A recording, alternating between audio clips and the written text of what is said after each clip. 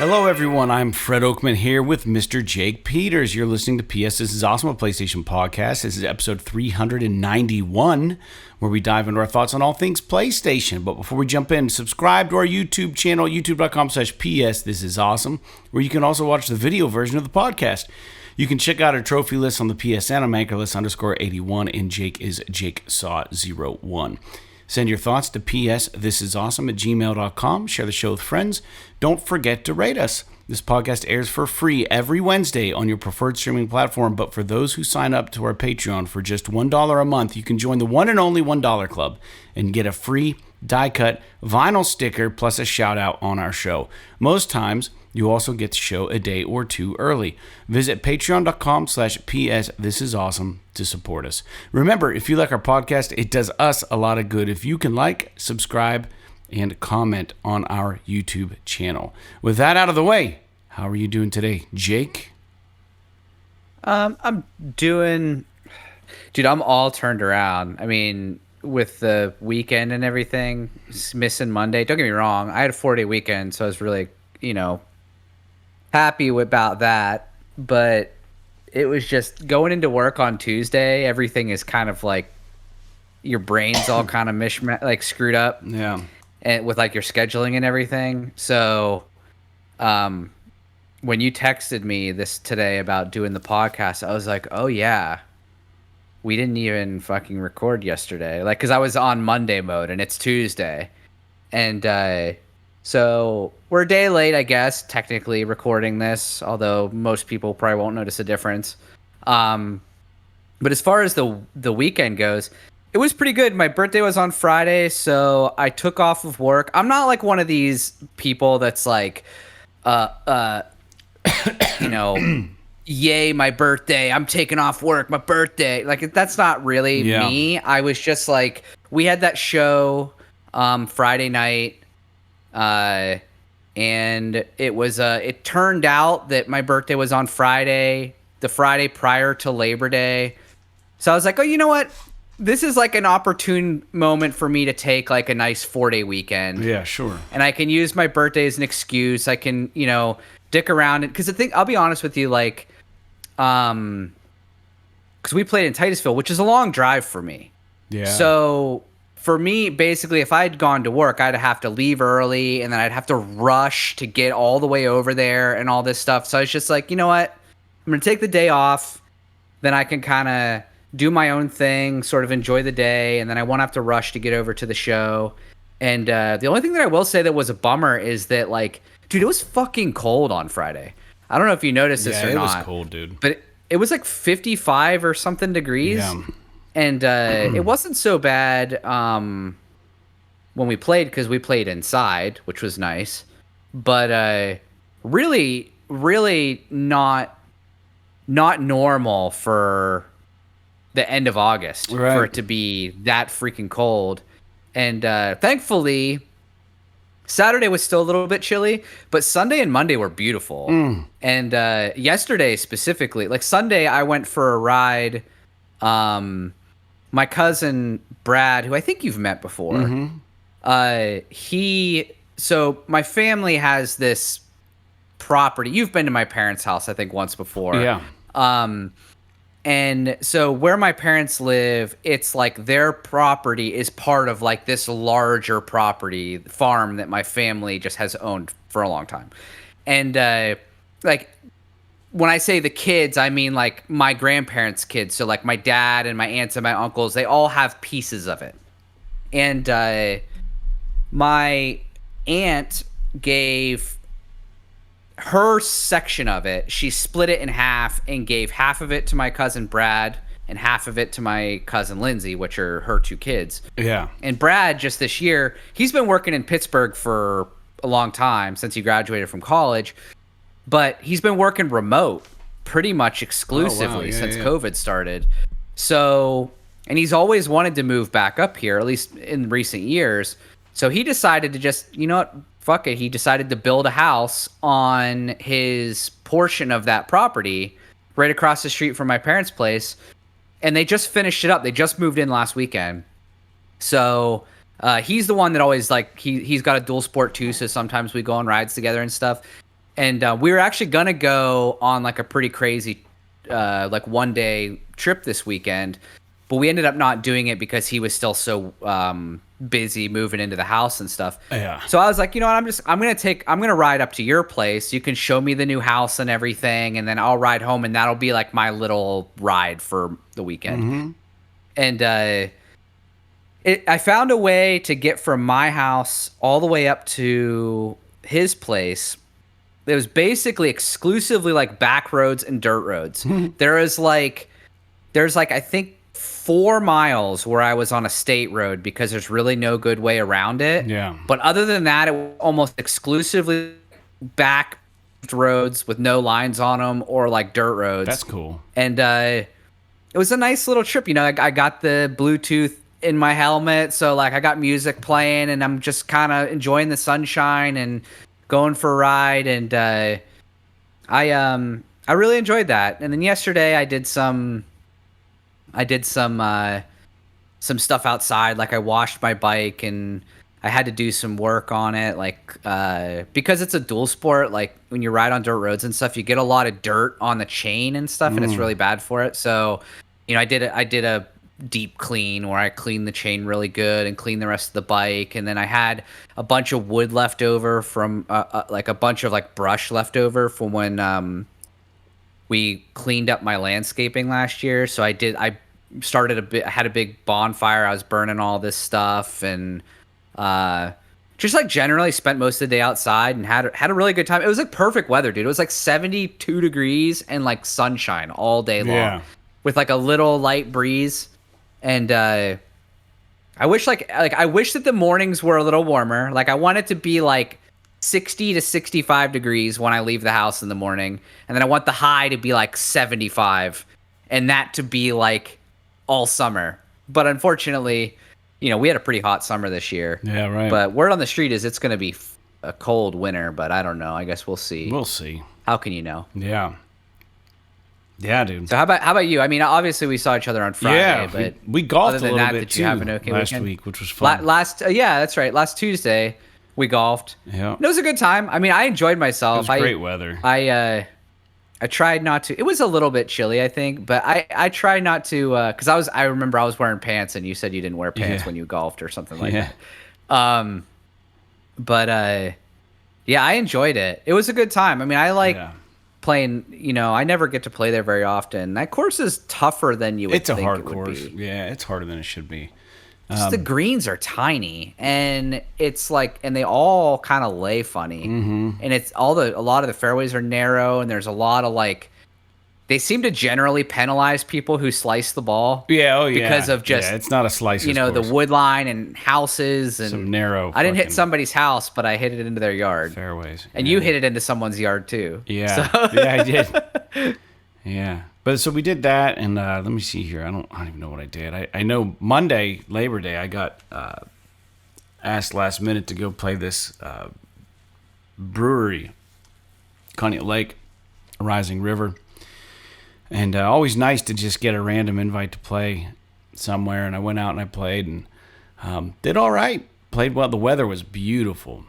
It was great. So can't turn down an opportunity. I mean, and that gig alone, I'll make more money than we'll make on those podcasts in like 3 years. So, you know, definitely worth doing. That's not saying a lot anyways, by the way, listeners. We don't make hardly anything on this podcast. But yeah, so I did that. That was fun. Just been working on stuff, man. I don't think I did anything exceptional. Trying to think if there's. I don't think so, man. Just keeping busy, you know. But, anyways, we are a PlayStation podcast, so we should talk about PlayStation shit. It's going to be a shorter show, an abbreviated show. We didn't really have any listener feedback except for some thank yous for talking about my band stuff and some praise about the music I write. So thanks to LJ and One Black Talent for chiming in. And let me see here. I don't have anything to talk about, games we're playing. This is probably like almost a month straight of no video games. It sucks. I went pretty heavy into Death Stranding 2, and then I just kind of fell off the face of the earth for a bit with my PlayStation world. So I'll be getting back to it, I promise. I just haven't had a chance, really, honestly. Just keeping busy. But what about you? You playing anything else, Jake? I know you were playing Mafia, the old country. Yeah, so I finished Mafia. Took me about 15 hours or so to beat it. Mm-hmm. And actually, that was kind of what I did on my birthday because it was so chilly out that I didn't really want to go outside. So I ended up just like, you know what, I'm just going to buckle down and finish off Mafia. And so I did, and boy, I got to say, it's possibly my favorite game I've played this year so far. Oh. It's really good. And don't get me wrong, I mean, there are some stuff about it that's a little bit dated, like the combat and stuff is feels a little bit kind of, PS3 era, like Uncharted kind of style combat where there's nothing really special. You're just kind of slinking around and taking cover and shooting dudes. There's like a handful of guns. It's not like there's like all these different guns or upgrades or anything like that. I think I talked about this already, but like the knife fight mechanic in the game is really cool. Like it's not super complicated, but it's fun, like dodging and parrying and like breaking guard and doing all this stuff. But really, dude, it's the atmosphere of the game. It's a beautiful game. The Sicily is so gorgeous, and it's the story and the acting is just incredible in this game. And so if you're like someone who is kind of sick of these just massive open world games and you just want something a little more linear that just has a totally awesome story with great acting and everything, this game is $50, man. It is so worth it.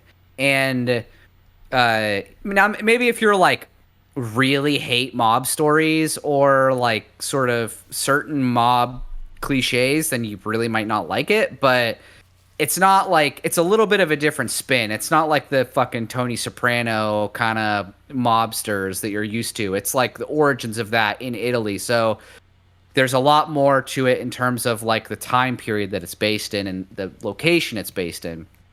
But yeah, man, I really like it.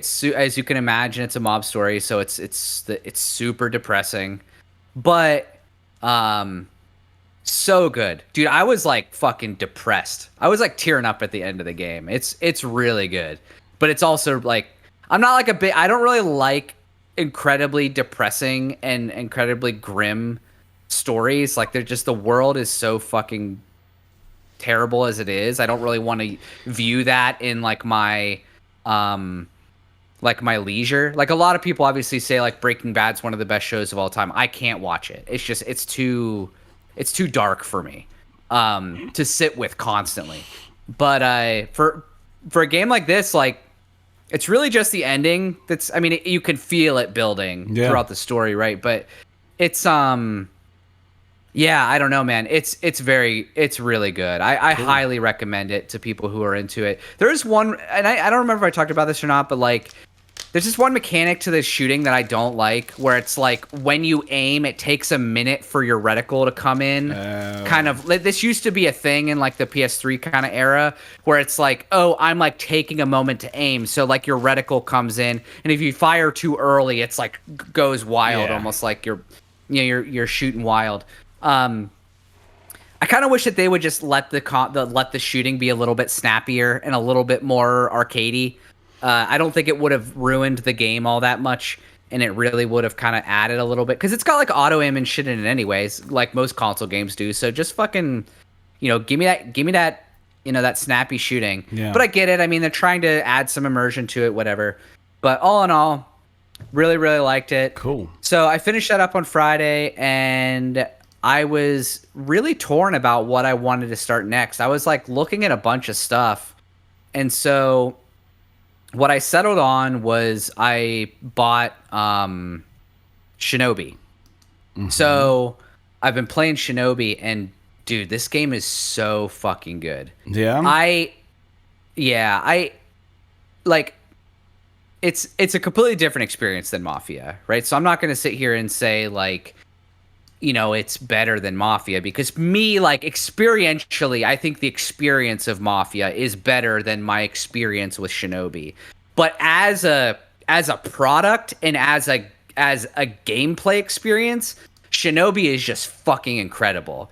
Like, dude, this is like the type of game where you play it and you imagine Joe Musashi, who's like the main ninja, right? You imagine, like, this is just speaking for you vicariously, if this was like Storm Shadow. Right. What kind of a fucking sick G.I. Joe game you could have if it was literally just like, you could literally make this exact game, but have like all of the enemies be Cobra guys, right? Yeah, right. And then have the main character be Snake Eyes, and it would be fucking flawless. But it's, you know, that's a completely side tangent. I'm just like, it's so amazing to me, and I feel bad for you because it's so amazing to me that they cannot fucking make a good G.I. Joe game. But here, I'm playing games like this, or even something like Streets of Rage 4 or fucking Shredder's Revenge. And it's like, dude, you could literally just take these games and put a coat of paint on it, and it would be an amazing G.I. Joe game. Yeah. But like, I mean, anyway, that's a digression. But I will say, dude, did you didn't play the demo for Shinobi or anything, or really like watch much about it? No, I don't know if you did. No, I didn't at all. So, dude, it's like hand painted. So there are times where like I'll be in sort of an area where I've killed all the enemies or something, and I'll just sit there and just hit the attack button. Yeah. And just watch like the hand-drawn animations of him. Like, it looks like they tore it out of a fucking comic book. It's so awesome. Just visually, it's so impressive. Yeah. And the gameplay is super fun too. The combo systems like make you feel super powerful. But it's also challenging at the same time. There's all these systems you can kind of like juggle if you really want to be proficient at the game. I'm more of like, I'm not that skilled, so I just kind of brute force everything. But I have a handful of things that like I like to do.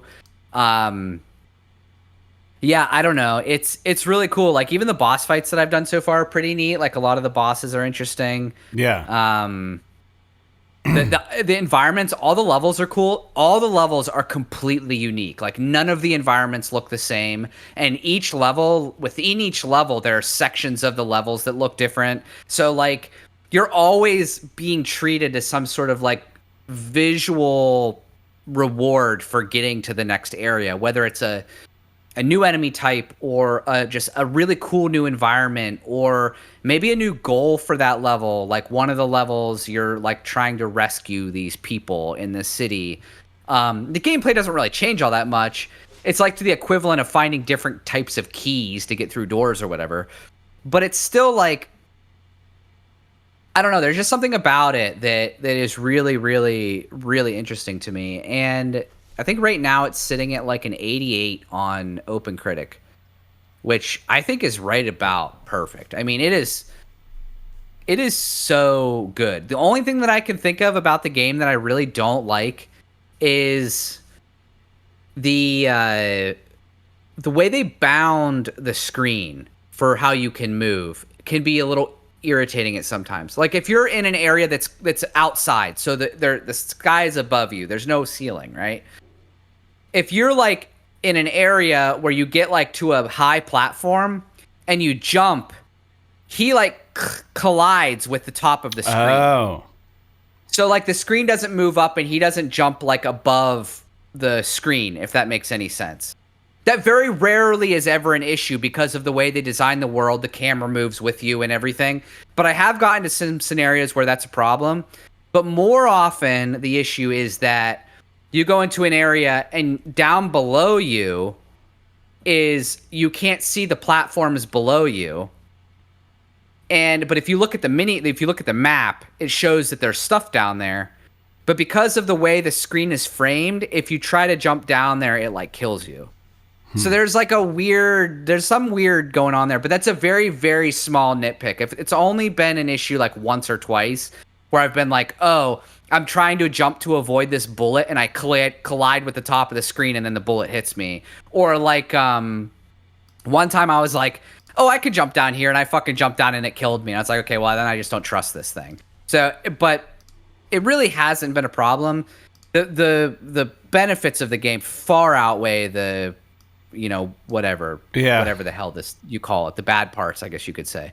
But yeah, really liking it, because I was him-hawing about. I was really thinking about getting into Metal Gear, and because I've never played Metal Gear 3. Well, I've played Metal Gear 3, but I've never beat it. I have it for PS2, but I never finished it because I remember when I was playing it on PS2, I had a really hard time navigating the jungle environments. Like sometimes it's kind of hard to see what's going on and like where you're going, especially with the fixed angles. And there's something about it in the original form that wasn't up-res to the new collection or anything like that. Yeah. That like I struggled with, especially when you like have to do the survival shit where you have to eat and all this crap. And but I was thinking, oh, this would be a good opportunity for me to get into it. But then I was reading some stuff like the performance is kind of so-so on it, and I read that like it is literally a note-for-note remake. Like there's no other than like some minor like camera control improvements. It's the same exact game. So for me, I'm like, do I want to pay $70 for that? I'm sure it's worth it, but like, do I want to pay $70 for that?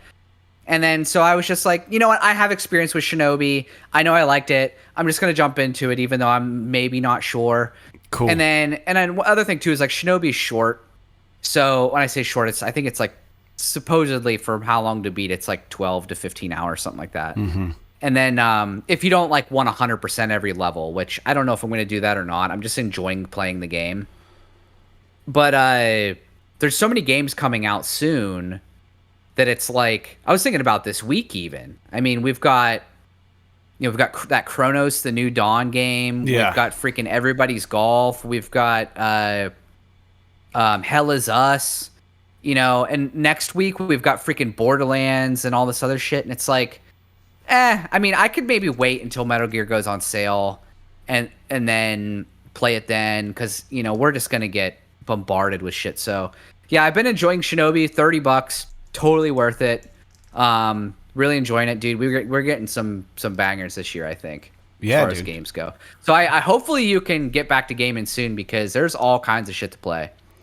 Oh, I know. There's tons of crap right now, dude. It's crazy. I would like to. I would like to do it for sure.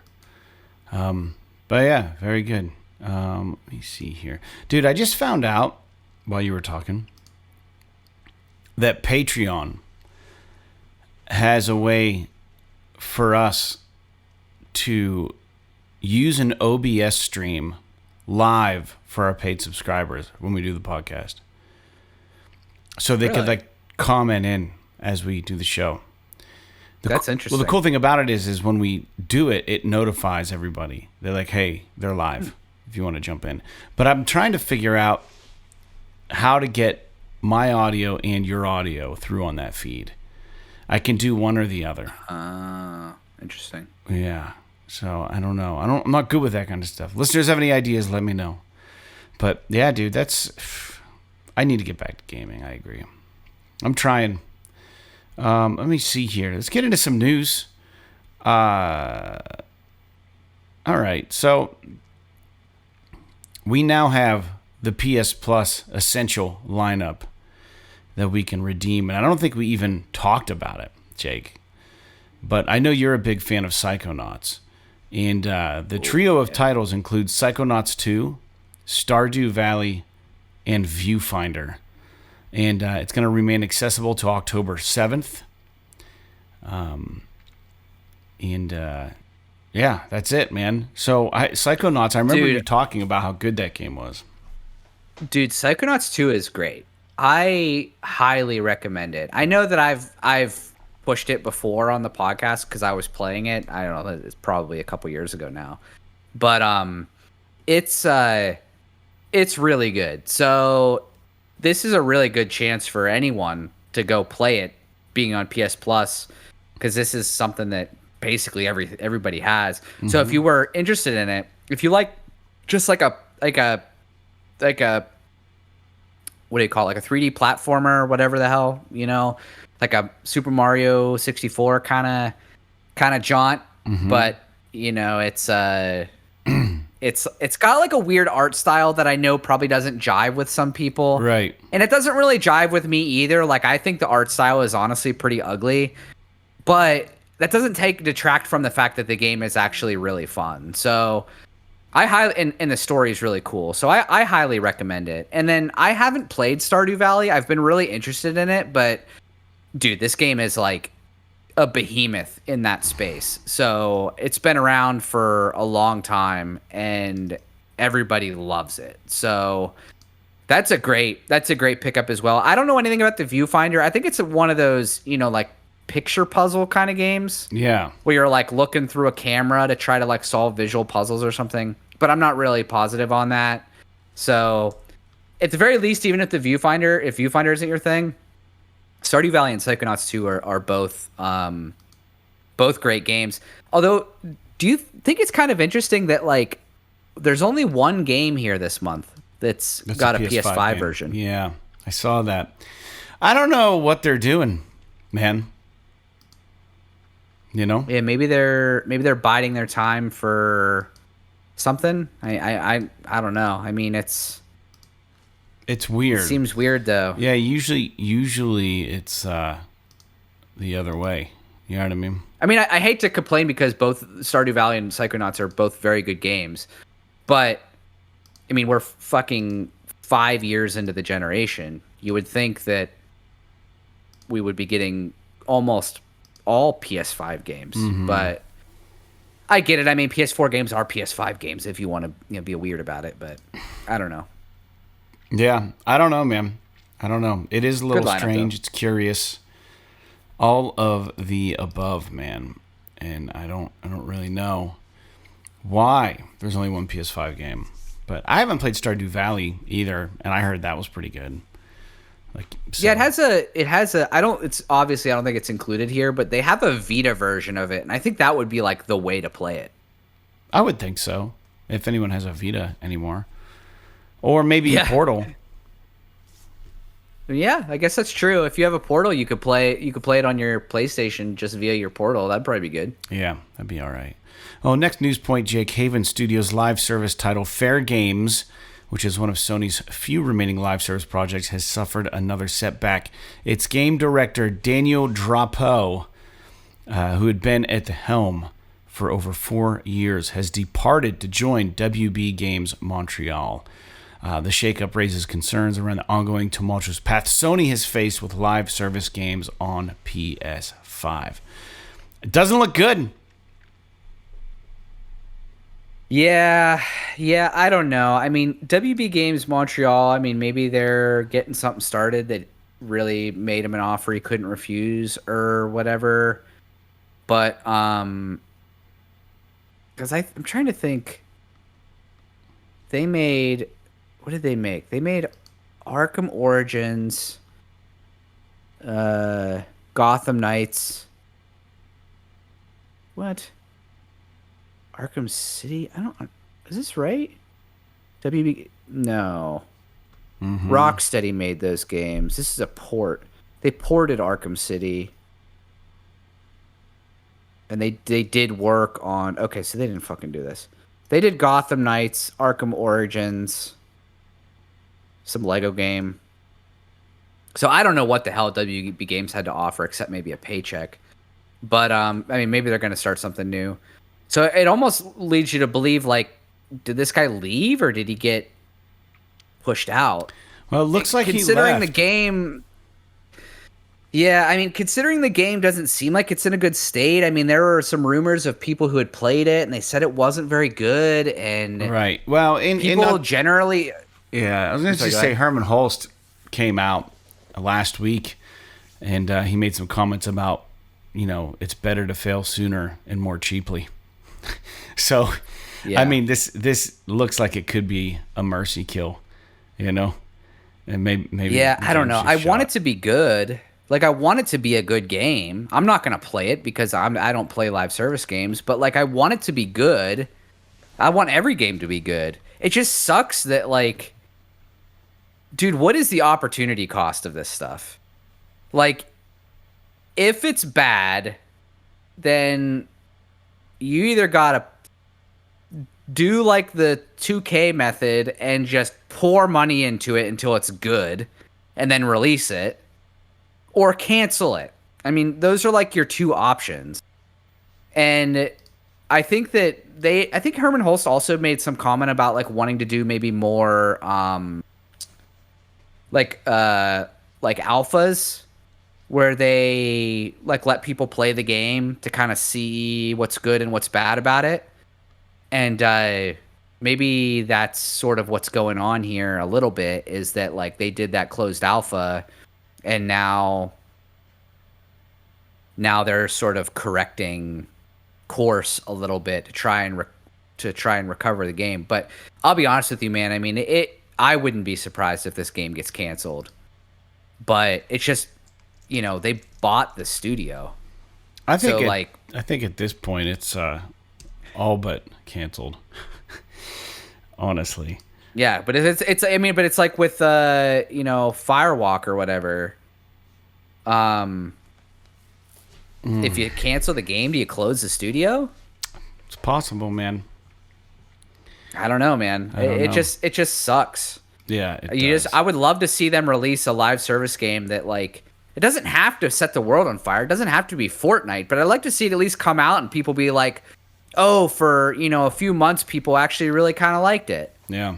Just to see them like get a project out there, get some proper feedback, and maybe iterate on it or do better with the next game or something. They just keep. But what they're doing now is they're just fucking flushing money down the toilet right now, and they're not releasing anything. And it's just, yeah, it's really. They're probably really wishing they would have just depressing. went with kept Concord up at this point.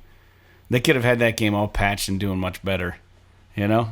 I think the problem with Concord is that there was a design issue that they knew they weren't going to be able to remedy. Like, people didn't like the characters, they didn't like the look of the game, they didn't like the way that like the story, like cinematic thing part of it worked, and they were just like, well, we spent like $400 million on this game.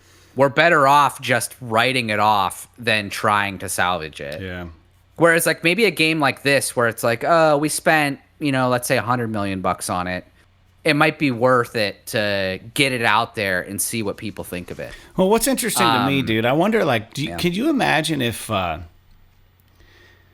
next year, Concord shows back up and Sony doubles down on it, and they're like, it'll never happen. I mean, it's impossible. But could you imagine the hubbub that would create? Everyone would want to play the thing.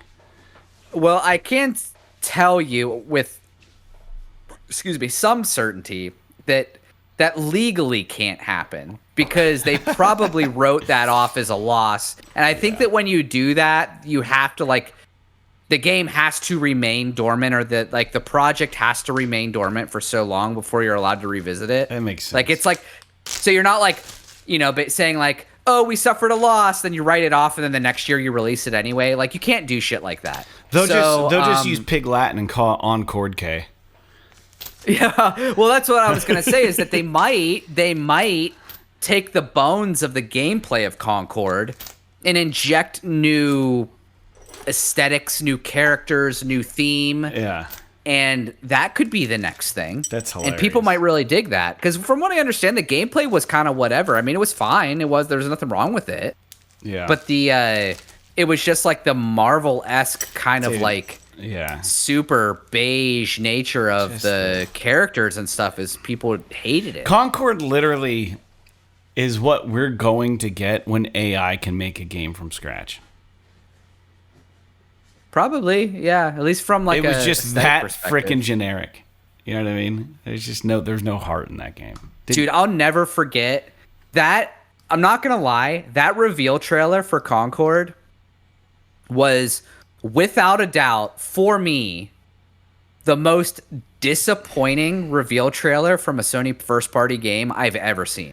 You mean the inside of the spaceship?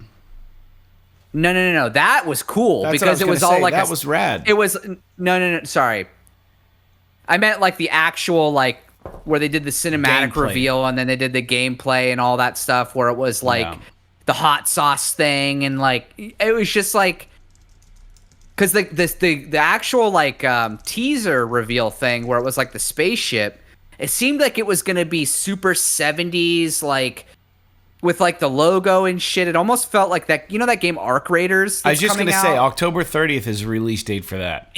Yeah, like I almost thought like that aesthetic was what was gonna be what Concord was, and that was fucking awesome. And then for them to literally just take a Marvel dump all over it and then release it, I was just like, oh no, this is no. As soon as I saw it, I was like 5 seconds into the trailer, I was like, this thing's fucking dead. It's fucking dead. Yeah, and that's really unfortunate. I don't know how we got onto that. This game just looks kind of generic Ubisoft, but dude, a lot of Ubisoft games are amazing. I mean, look at The Division, look at Far Cry, look at Assassin's Creed. So yeah, you can the people on the internet, they can say like, oh, it's Ubisoft, whatever, but like, bro, I mean, they make some really popular games. So I don't know that I would hang your hat on that as a detractor just yet. I just think the game has to be fun to play. Yeah. If it's not fun to play, don't fucking release it. Yeah, that's true, man. Yeah, we'll see. We'll see what happens with Fairgames. I bet you it gets canceled. Move on to the next news point. A new State of Play live stream is confirmed for tomorrow. We're recording this on Tuesday the 2nd. So September 3rd. Among other announcements, this presentation will include a deeper look at 007 First Light, Sony's James Bond-themed shooter, hopefully generating buzz among fans that are anticipating fresh intel. And looking at this, PlayStation had put a post on X, and they just said, State of Play presents a 007 First Light deep dive on September 3rd. Get ready for over 30 minutes of new gameplay, full details. So 11 a.m. Pacific time, 2 p.m. Eastern time, and Central time is 8 p.m. Dude, 30 minutes seems excessive. Like, I know. I could see maybe like 15 minutes. But it's I.O., dude, so of course they're going to do it. Because think about all the James Bond showings they give us. It's just like, oh, let's take a look at James Bond when he goes this way. And they like do all these different scenarios and how they can all unfold, and they can't quit bragging about all the different possibilities, you know, and how much detail they put like they did with world. Hitman. Yeah. I don't know what they're going to... I don't think this is a Hitman-style game. I don't think. I don't think so either. I'll be honest with you. I'm kind of excited for it. I like James Bond a lot. So, yeah. And I thought that what we saw in the reveal trailer looked pretty cool. Yeah. So, I just don't know if I, for a State of Play, want to sit through 30 minutes of fucking gameplay of this thing. I'll probably scrub through it and kind of look and see what it's like. But I think it's supposed to be like the whole first fucking mission. It's like, bro, I don't like if I'm going to play this game, I don't want you to spoil the whole fucking mission for me. Like, just show me how the game plays. Give me like 5 minutes of uncut footage where you show me like the crux of how the game is played. You don't have to give me the whole goddamn mission, because then it's like, why do I even play this first mission? Yeah, just fucking make me go to the second mission. There's a lot of comments on this article on Push Square, and people are just like, I think 10 minutes would be fine. You know? Yeah. A lot of people trust I.O. though. You know, not to cut you off, but dude, the cinematics for the later Hitman games have been awesome, and the story has been good. In Hitman, like they've really gotten a hand on that. So if the gameplay and everything else, I've never liked the gameplay of the Hitman games. I always thought they felt janky. So we'll see. Yeah, I haven't played it. To be fair, I haven't played a Hitman since Hitman 2. I think it was Silent Assassin was what it was called, and I played it on PC.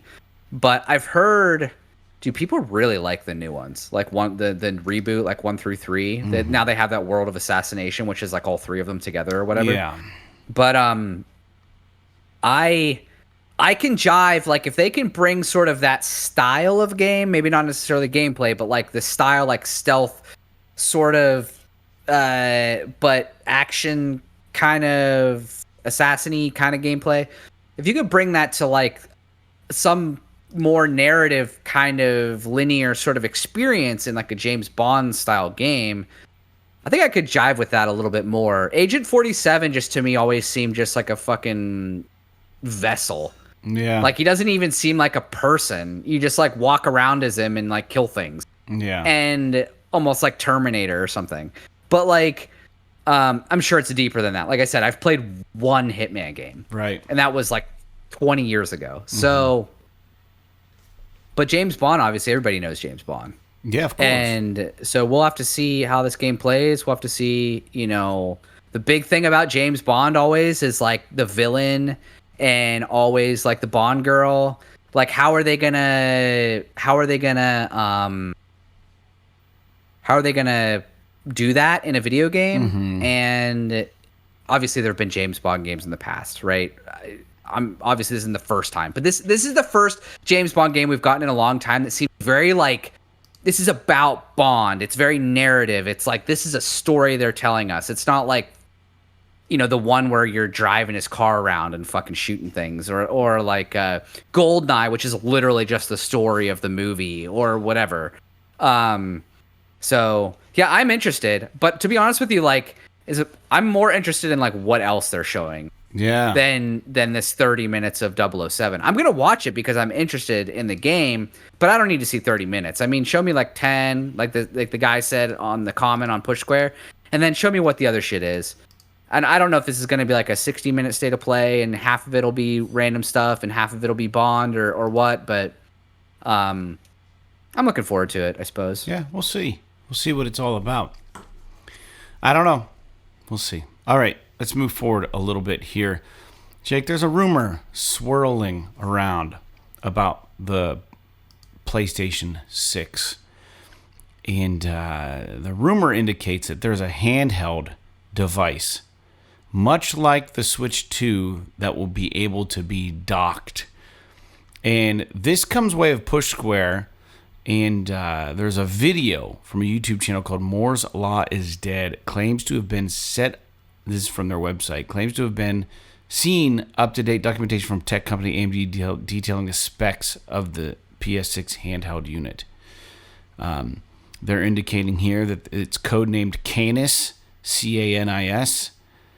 And, yeah, this is interesting. And I don't know how I feel about this. I actually am a little more turned off by this than probably other people would be. I don't think that's like, all indications seem to be that that's not going to be the only option. That's just a option. Like if you buy the handheld, it will have a dock with it. But if you could buy like the regular console version of it that's maybe going to be more powerful or something. I guess I don't have a Switch or a Switch 2, and I was over at my brother's this week, and he was saying that his buddy Brian was over there, and Brian had a Switch 2, and my brother's got a Switch, and it's always sitting on the dock anytime I go over there. So I don't even really fully understand the way that it works. The Switch itself is the unit that you undock from the TV. And then you can put these little grippy things on to. It just seems like it's gimmicky, but it's actually kind of cool because I did play his Switch once. My thing is it's unlike Sony to take an idea from like Microsoft or Nintendo and copy it so blatantly, if that's what they're trying to do. And if it is, maybe this is a sign that they are trying to get back into that handheld market. Microsoft has the Steam Deck. Or no, Steam has the Steam Deck, sorry. But the Steam Deck exists. And now there's we have the Portal, but it doesn't really run anything natively. And maybe it doesn't need to. But now there's the Switch 2. But I guess I've never really considered Nintendo as being a competitor for Sony. They're just in such different genres. You know what I mean? But I guess, is this Sony drawing a battle line saying, hey, we can do what you do but better? Because they got to be careful. I don't think you're ever going to win over Nintendo people completely. I think Nintendo fans are always... I mean, there are people who only do Nintendo shit. And then there are people, probably a lot of people, who are either a Microsoft or a Sony person who has a Switch on the side. You know what I mean? Like, but like, I don't think that it's never been an either or with Switch or PlayStation. Like, if you want a really powerful console, you're gonna go Xbox or Sony. If you're looking for the software and maybe the gimmicky shit, maybe you go Nintendo. I don't know, man. I got different feelings about it. I don't know. We'll just see what it is. I mean, this is just a rumor. It's all speculation at this point. But I don't love the idea, because what if this is a requirement or something for the PS6 and it is just completely fucking different? And they're going all cloud-based or something weird like that. They're planning on being complete cloud-based. They're just going to use this thing that docks into the monitor or the TV, and then that's your PS6. There's no way, right? No, it's not going to be cloud-based. I mean, it's going to be a console handheld. But the way that the Switch works is that, if my understanding is correct, the handheld... when you run it in handheld mode, it's like low power, low processing, all that kind of stuff. So it'll run the games, it just doesn't run them as well. Lower resolution, things like that. And then when you dock it, it has like full processing power, full whatever, and it can run the games a little bit better. So I have to imagine that that's sort of the way that this is going to work as well. And I'm okay with that, but what I'm curious about is think about it this way. Imagine there is like a base PS6, which is kind of like the base PS5. Mm-hmm. Then there's the PS6 Pro, which is like the good PS6, right? And then there is the PS6 handheld, which, while in your hand, is the worst performing of all of them. But you also can dock it, and when you dock it, it runs as well as the base PS6. Then that version maybe is a little bit more expensive than the base PS6, right? So you have the PS6 console, the cheapest. Mm-hmm. Then you have the dockable handheld that is technically worse when it's handheld, as good as a PS6 when it's docked. That's the middle price. And then you have like the Pro version or whatever the fuck you want to call it. That one's the most expensive. And I don't know if that's exactly what's going to happen, but I got to be honest, like, I'm curious about this, but I'm not going to lie, dude, I'm going to get whatever the best version of the console is. I'm not going to play a handheld enough for that to be worth it. And you have to imagine the PS6 is going to have Portal support. So for someone like you who has a Portal, it's like, unless you're leaving your house, like, do you really need to take your games with you? Like, if you want to play them, like, you could play them handheld in your house, I guess. Mm-hmm. If you want to play in bed or something like that. Yeah, maybe you wouldn't be able to play Grand Theft Auto 6 from, your parents' house over the internet or whatever. But I don't know. I mean, it's for the people that want it, I guess. But what I'm worried about is, like, skewing the PS6 out like this. Yeah. Is that going to cause problems? I don't know, because they've never really done this before. It's only ever been one console at launch, and then later they have a Pro version. So if they've got, like, a cheaper console, a more expensive console, and a dockable handheld, that's 3 different SKUs of this console. Plus, they're still going to be selling PS5s. Plus, they're still going to be selling PS5 Pros. Plus, they're still going to be selling PS4s. So it's like, and all of them are going to be compatible with the same games, or at least PS4 games will be compatible all the way up. And then, obviously PS5 and PS6 will have, their exclusives or whatever. Mm-hmm. It's like, I don't know, man. It's going to be a weird environment to live in.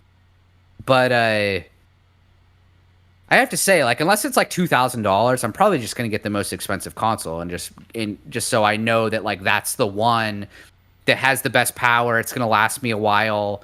I don't have to worry about it, and I just don't play handheld enough. But it's interesting. It's an interesting option. It's weird to me that they're copying Switch so intensely, but is it really surprising? I mean, the Nintendo Switch is like the best-selling console of all time, or almost the best-selling console of all time. So, and all they do is sell Nintendo games on it. They don't even sell fucking third-party games. So why the hell not? Well, why not try when you... Yeah, it only does so well because of the Nintendo name. I think if it were any other company that just started, I mean, people only buy Nintendo products for those classic titles, you know. Yeah. So I don't even like what I've seen of the Switch 2. Like, I have no interest in it. Like, it doesn't appeal to me. I borrowed a Switch once. Yeah. I played Mario Odyssey for a little bit, and I played not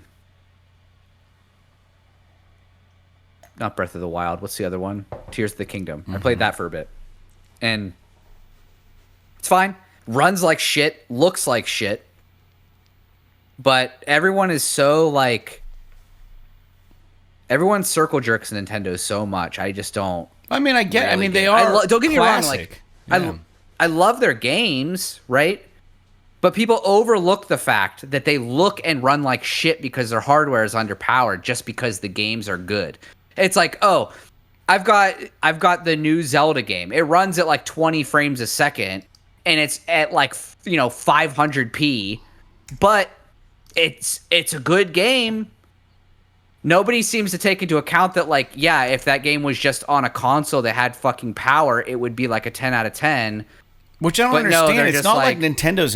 It's not like it's impossible for Nintendo to come out with a fucking rad console. Like, if they did that, could you imagine? All they gotta do is put more juice into the consoles they have. Yeah. I mean, the Switch 2 is $550. Yeah. It's not like it's cheap. Right. So, and dude, it's already underpowered. It's already less powerful than a PS5. That's what I don't understand. Switch 2. Like, why won't they? Do they not have the R&D? I mean, they created the Wii. They created the Switch 2, the Switch. They created all this cool shit. Can't you just make a more powerful console? Like, why? They can. They just don't need to. They just really don't need to. Well, because their fan base will buy it just for the games. They don't give a shit. So it's like, why? Well, why make a more powerful console? You've sold 150 million Switch 2s or Switch 1s on, and that hardware, that the Switch 2 is less powerful than the phone that's in your pocket. And they sold 150 million of them on just their games. So why bother spending all this extra money to make this? Well, I get it, but I just think they could even do better. They could do better if they just had a better console. I agree. But they don't need to. I just don't think it matters to them. Yeah. Wow, must be nice. Companies don't do something if they don't need to. Well, they should. Where's your pride?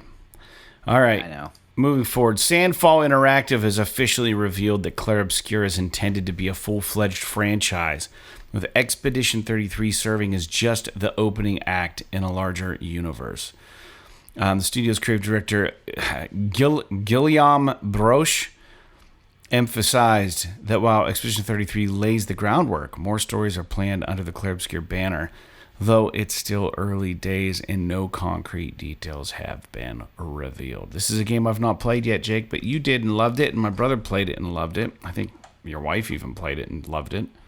So. Yeah, I loved the game. I don't like it as much as I don't like it as much as Seth, and obviously Sarah likes it a lot too. But it's amazing. It's a really good game, and quite frankly, it just came out of nowhere. And I think that's what really shocked people is that this like JRPG, but it's like Western styled and like it's very French, and it's like visually really impressive, and it's just It's really great, and you know, playing the game, especially when you get to the end and it kind of reveals sort of like the twist on the whole thing. You're like, oh, I see where they could go with a sequel to this, and you could kind of see based on the way that they frame everything at the end of the game. It's like, oh, they could definitely make a franchise out of this, where it's like, you know, Clair Obscur colon, you know, whatever. And it could be another story in this universe. And I'm all about it. I mean, especially if they're able to do the same thing where they make it in a few years and relatively cheaply, and they're not, you know, blowing this game way out of proportion. I have a hard time believing that the next game is going to be $50 instead of 70 or 80 because of how successful this game was. But yeah, I'll say that there's no surprise at all that they are continuing the franchise. And quite honestly, I can't wait till the next one, but I guarantee you we won't see it for probably another 4 years. Yeah, it'll be a while, dude. So we'll see. All right, well, that's the news. Let's get into new games coming out this week, and we're already past the first. The first was Labor Day. On the first, we saw the release of Bad Cheese and also Friends vs. Friends. Today, on September 2nd, we see Metal Eden being released. On the third, Hirogami, and I saw some reviews on that. Amazing visuals, maybe a little lackluster as far as game goes, but it's supposed to be kind of cool. Also on the third, we're getting Jotun Slayer Hordes of Hail. And then following that up, big release on the 4th, a long-awaited and anticipated game, Hollow Knight Silksong, releasing on September 4th. Also, to compete with that is the expansion for Indiana Jones and the Great Circle, titled The Order of Giants, coming out on September 4th. And then wrapping things up on the 5th, which is Friday, Chronos The New Dawn comes out, Daemon Ex Machina Titanic Scion, and also Everybody's Golf Hot Shots. We just talked about that, which is crazy that that's coming out so quickly. Dude, I'll say, at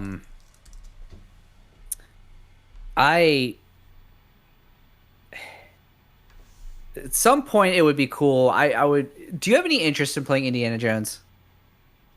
Eventually, maybe. I'm curious what your opinion would be on the game. I don't know if you're an Indiana Jones fan, just like of the movies at all or anything, but it's an interesting game, and I would be definitely interested in playing this. But I think that I could be wrong about this, but even if you have Game Pass, which I still do, I think this expansion is paid. So, like, if I wanted to play the expansion, I'd have to pay for it, even though I have the game on Game Pass. So you're saying it's... And I don't want to be in a weird scenario where I don't own the game, but I own the expansion. Like, that's a weird thing, right? So, I don't know that I'm going to do that, but I would be interested in playing it if I do have the opportunity to. Hollow Knight Silksong, obviously, people have been talking about this fucking game forever, and I'm glad that it's finally out so people can shut the hell up about it. It looks good. I didn't really jive with the first one. I played it a little bit. It just didn't really work for me. So I don't really have much of input on Silksong, but I think my brother really wants to play it, so I'm curious what he has to say. Metal Eden, that's that kind of fast-paced first-person shooter where you're like fighting robots and shit. Like, that game looks kind of cool. It just came out of nowhere. So I think there's a demo for it on PSN. I might download it and give it a try because it looks pretty rad. I like the art style. Then, for sure. Yeah, for sure. Chronos: The New Dawn is the new game from the developer Blooper Team, which did the Silent Hill 2 remake, and that game looks rad. Really? So I don't know if I'm gonna play it right away, but it looks really cool. I might reserve this for like a Halloween style game. I've been it looks really on cool. This shit. It's almost like a man. It almost kind of has a Dead Space like weird vibe to it. Dead Space, BioShock, third-person horror thing.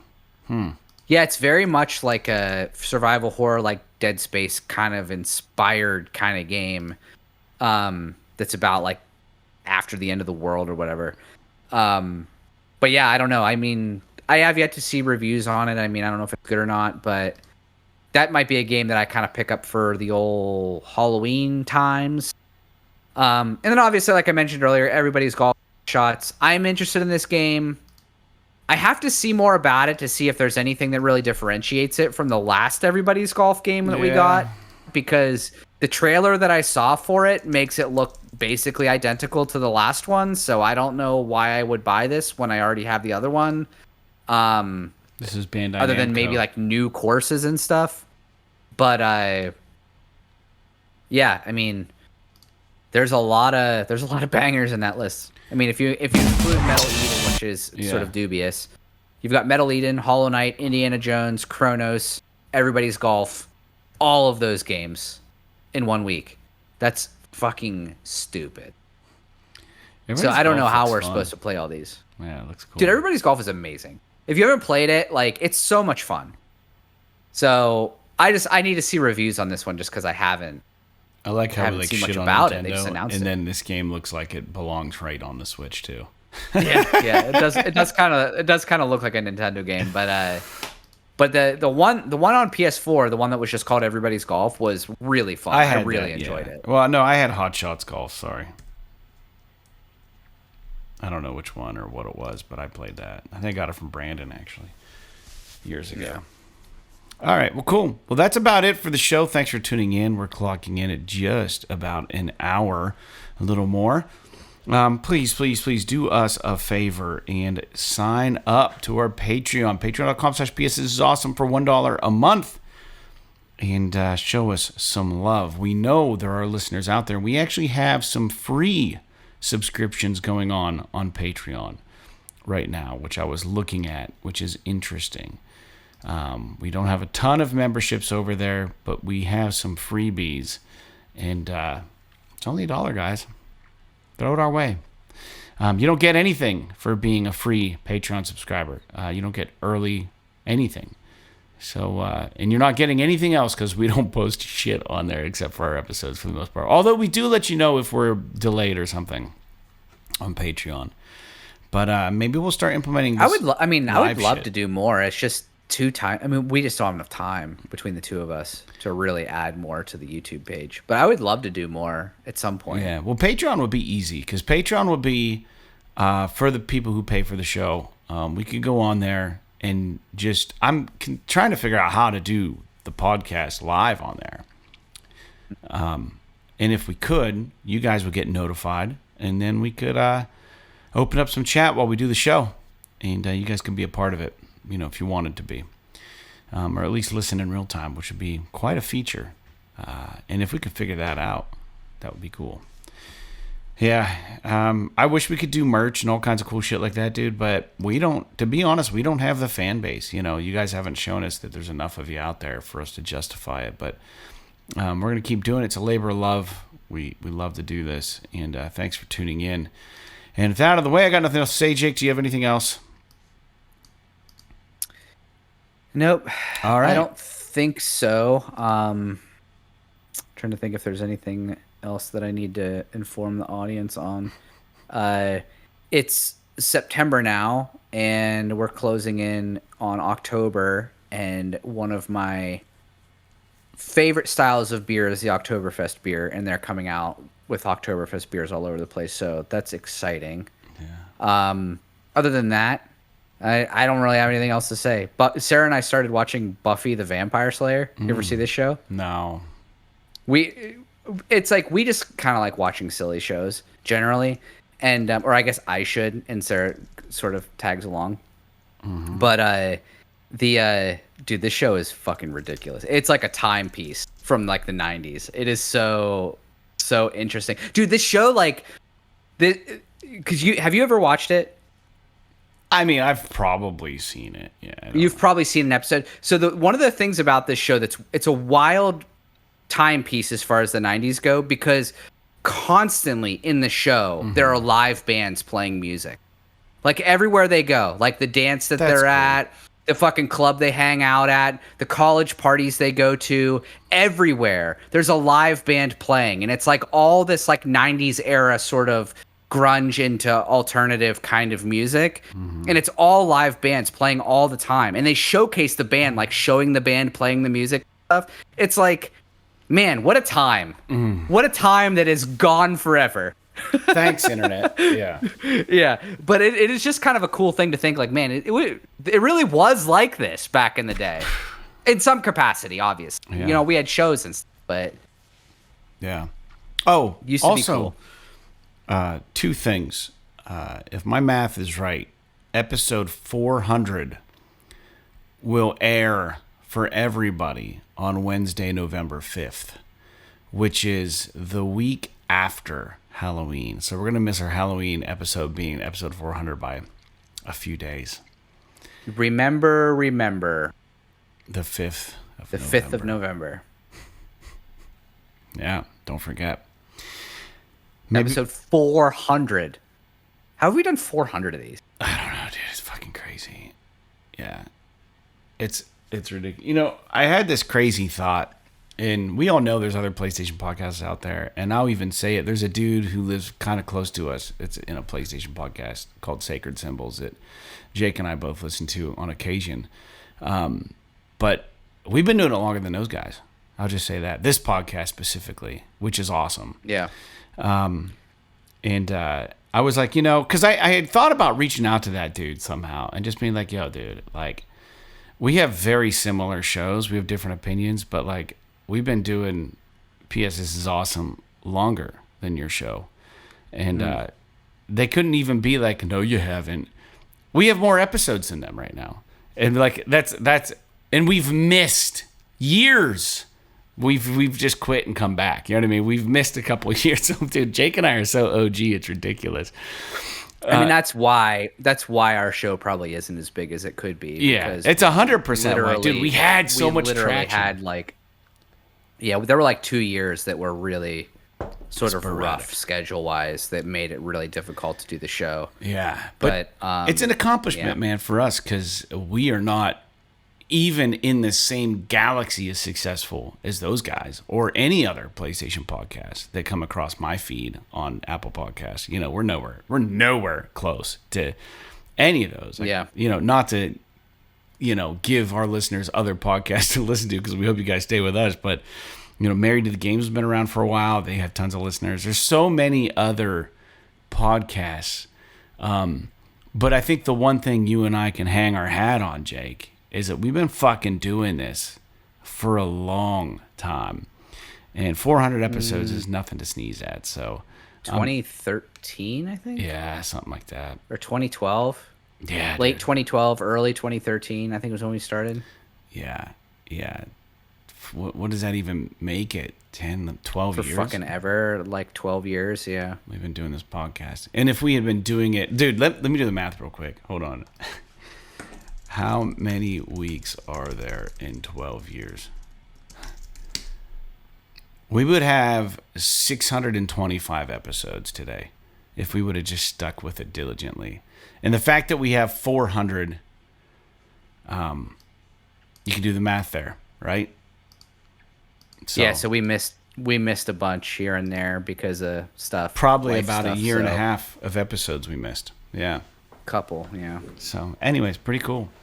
But thanks for tuning in, guys. That's all I got to say. We're getting closer to 400. That's exciting. Thanks for being along on this crazy ride with us. Hope you guys have enjoyed our conversations about PlayStation shit. And please, please, please send the OGs some love over on Patreon. Patreon.com/PS. This is awesome. We're in it to win it. And with that out of the way, like Uncharted 4, Thief's End, Until Dawn, and UFC 4. P.S. Yes. This is awesome. This is awesome.